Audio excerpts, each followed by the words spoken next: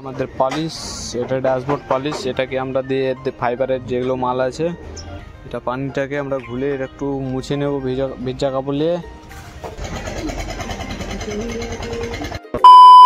Back to another new video. তো আজকের video হচ্ছে আমাদের হন্ডার ইয়ন নিয়ে। হন্ডার ইয়নের ইঞ্জিন পরিষ্কার হবে, আমাদের কাছে ওয়াশ হবে, আর তোমার ড্যাশবোর্ড পালিশ হবে, আর সিট কভার লাগবে তলিয়া।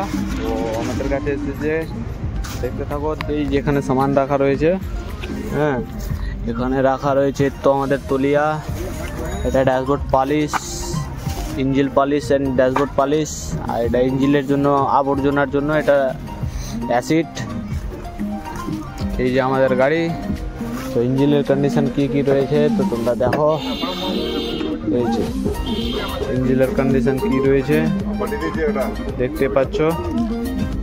এটাকে করব আমরা ওয়াশ, হ্যাঁ এটাকে করব ওয়াশ। আর দরকার যেটা ড্যাশবোর্ডের ফিচার্স আছে এগুলো দিয়ে ওয়াশ করবো আমরা।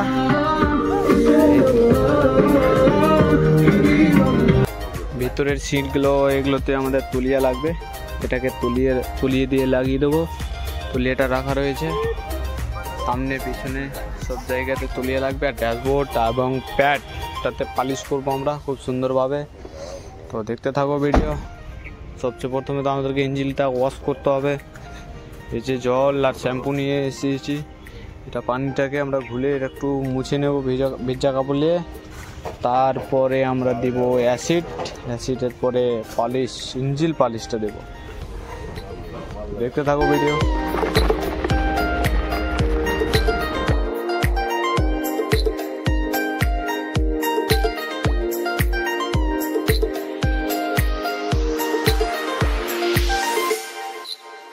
আমাদের পলিশ, এটা ড্যাশবোর্ড পলিশ, এটাকে আমরা দিয়ে ফাইবারের যেগুলো মাল আছে এগুলোকেও পালিশ করে ওয়াশ করব।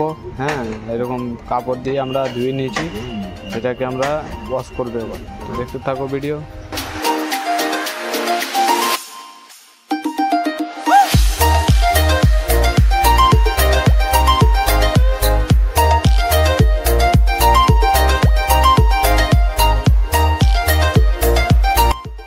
এবার স্প্রেটা মারবো, আমাদের কিছুটা পালিশ হয়ে গেছে ওটা দিয়ে।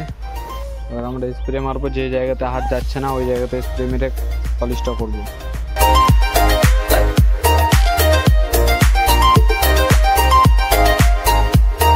আমাদের ওয়াশ কমপ্লিট হয়ে গেল। দেখলে কীরকম ওয়াশ হয়েছে আমাদের। ভিডিওটা তোমাদেরকে ভালো লাগলে কমেন্ট করে অবশ্যই জানিয়ে দেবা, আর লাইক করে দেবা, আর শেয়ার করে দেবা।